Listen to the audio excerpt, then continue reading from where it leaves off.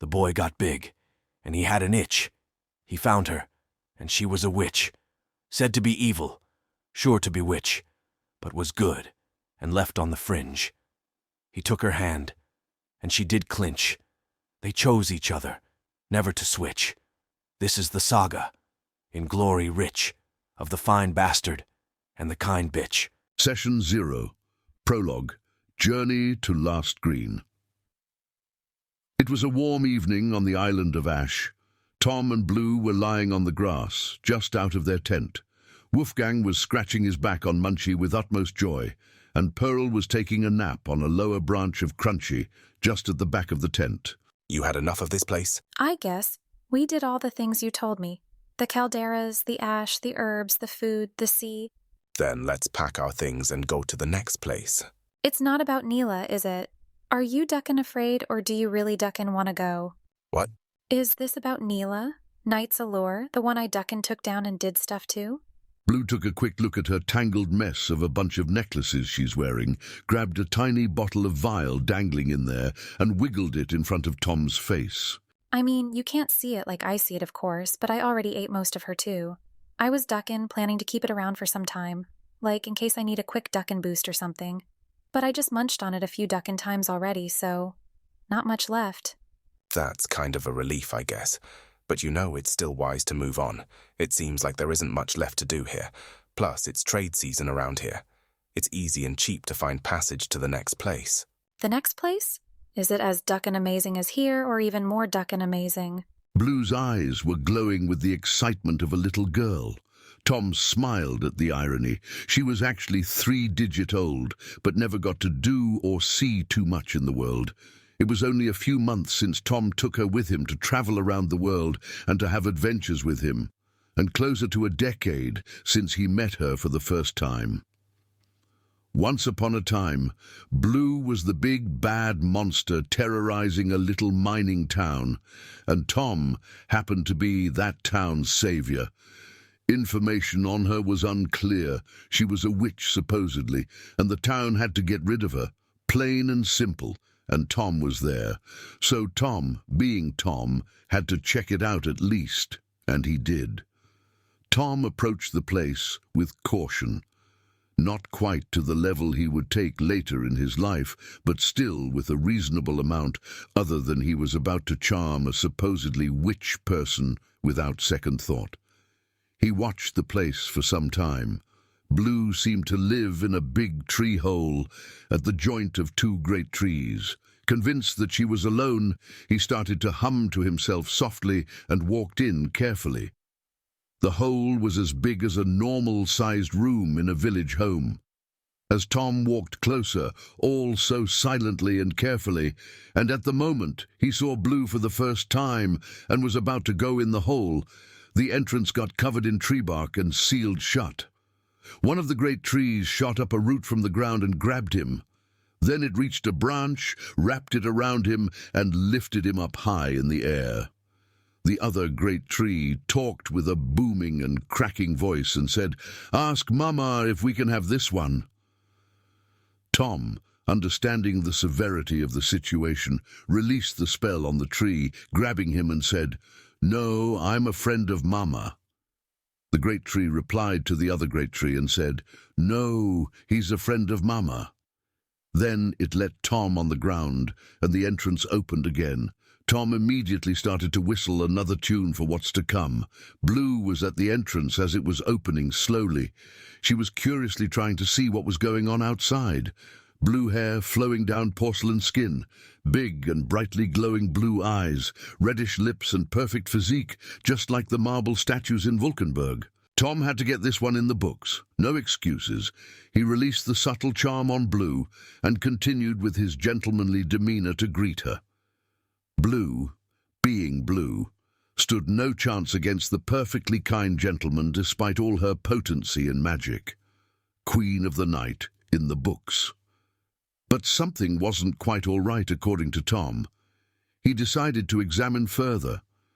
Tom was always very eager to develop both his bardic skills and his magical skills. He's always been like that. And this behavior was exactly what got him out of the slums of Nuremberg. But that story is for another time. The mind didn't make sense. The character didn't make sense. The attitude didn't make sense. Nothing made sense. As Tom was laying beside the crude fireplace in Blue's nest, allegedly her den of evil, he took her to his side. He hummed to her and stroked her hair for a long time. Actually, he was subtly trying to get her to relax and finally fall into a magical slumber. Once she fell asleep, he carried her carefully and gently to her bed and tied her hands and her mouth. It was days before Tom made it out of the den of the witch. He delved deeper and deeper in her mind, studied her, and tried to understand who she really was. Tom describes Blue in the saga of the bastard and the bitch as possibly the most good-hearted and undeservingly heartbroken person I have ever encountered. He also adds that she was very childish, innocent, moral, well-meaning, and also very potent in spirit magic, unlike the general expectation from a witch except the last one. And more importantly, he found out that she resisted a significant part of his charm, but the nice and gentle way he treated her got the job done. Yes and no. It was and wasn't love. It was a spark of true love which sparked in Tom's heart, not the conventional kind. Tom, and also many other mind mages, wrote on the subject, and all have it in common, that it is very hard to truly explain the concept of true love to someone who's not a practitioner of mind magic. Tom sums it up for the layman as the act and state of love to some being, for the sake of love itself, and for the sake of the being itself, isolated from every other factor that could affect acts and states of love. Having seen and experienced nearly all kinds of evil between people, Tom was very unsensitized to conventional acts and states of emotions at a very young age, and achieved a very calm and calculated state of mind. Then the practice of mind magic brought him to an even higher level of that state of mind. Despite all of that, this encounter, he wrote, had its effect on him. Long story short, after some days, Tom untied Blue and let her wake up naturally. He convinced her to do an act, a show for the town, for her own safety. He convinced her to come to the town with him. When they were close enough, he hog-tied her with heavy chains and threw her on his shoulder and paraded the streets, proclaiming that he caught the witch. He told the dwellers that he needed to take her to a river to drown her, then he needed to burn her drowned body, and he needed to throw her ashes to the sea to truly get rid of her. He also added that he needed some coins to cover the travel and any other expenses, of course. The dwellers dug into their pockets happily and congratulated him on the achievement. Then he took off with Blue, never to come back. Tom also gives some details about this happening. He wrote, he told Blue not to talk or use magic, but he also didn't tie her mouth so that she could feel more safe for the duration. He wrote that he also magically obfuscated Munchie and Crunchy, the spirit friends of Blue, who were bound to the two great trees which constituted her nest at the time Tom first met him, heavily so that they couldn't be felt by the locals during the parade as they escorted Blue. And lastly, he wrote that Blue was sobbing the whole time, not because of fear or anger, but because of the groundless and boundless hate she's shown by people who didn't even know her. Just like the sadness of a little girl who's shunned by all other children. Tom took Blue to another town. He got her to meet a good friend of his, the innkeeper. He introduced her to him as a doctor, and as his wife, then also told him to take care of her when he is away. He knew Blue couldn't live in an inn, but was very domestic in nature, so he built a hut for her near that town, but in the wilderness. He told her that she should keep her interactions with the locals to a minimum, and she should go to the innkeeper in case she needs anything. Blue lived there for years before she was convinced to start traveling with Tom.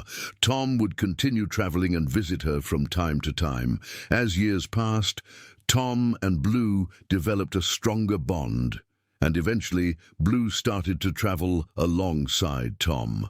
While this particular adventure isn't the very first one of those two, it is still a very early one, and also very noteworthy one, since it builds up to the defeat of an actual lich. Hey, I asked a duck in question.